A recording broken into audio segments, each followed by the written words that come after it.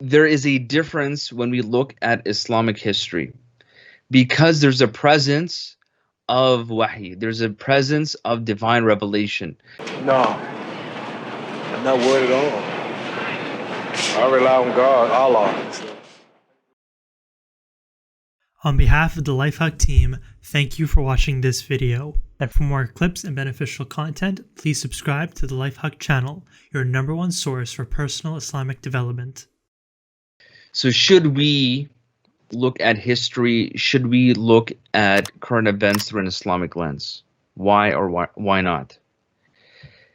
What methodology should we choose? This hadith narrated by Hudhayfa bin al-Yaman radiyallahu anhu, he is inquiring to Rasul sallallahu alaihi wasallam. He's looking at history and he acknowledges we were in a state of ignorance, we were in a state of jahiliyyah, we were in a state of evil. And that was confirmed by Rasul sallallahu alaihi wasallam. And this is now we're in a state of good.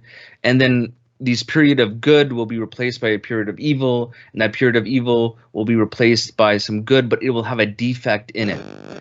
And Rasul sallallahu alaihi wasallam is giving Hudhayfa bin al-Yaman some guidance, some perspective in how to view world events, how he should look at the world, how he should view history.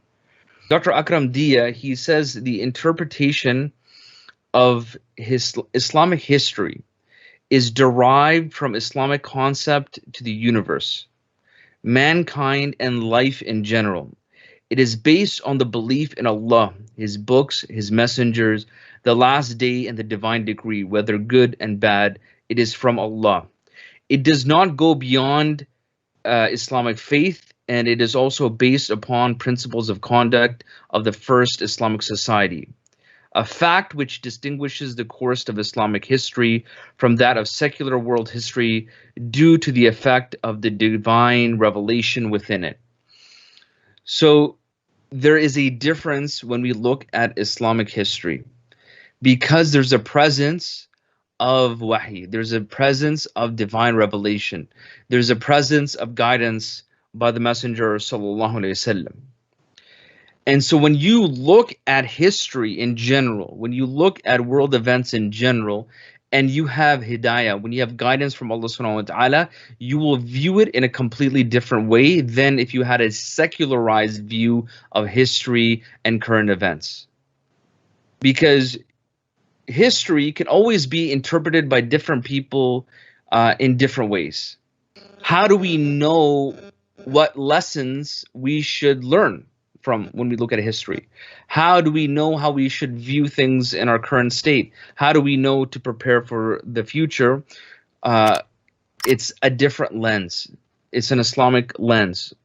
So Allah subhanahu wa ta'ala, He tells us in Surah Al-Ibrahim, for example, that this book, this Quran, which we have revealed unto Muhammad sallallahu alaihi wasallam in order that you might lead mankind out of darkness into light. So this book is a guidance from moving from darkness into light, because then the lessons from history can be lost. The lessons that we could actually live through many historical events, just as we're doing now. Many of the events that we're living through now will be marked in history. Can we learn from that during this period of time? In Surah Al-Sad, ayah 17, for example, Allah subhanahu wa ta'ala, He tells Rasul sallallahu alayhi wasallam, He says, have patience at what they say and remember our servant Dawood, a man with strength, for he always turned to Allah. Now, the secular benefits or the secular lessons from history can be very different. So if somebody were to just look at it without an Iman-based perspective on history, if they looked at the rulership or the history of Dawood alayhi salam, of David, they might get completely different lessons. But if we look at it from an Islamic lens, in this ayah are getting some lessons about Dawood alayhi salam. Now, Dawood alayhi salam is described as a man with strength.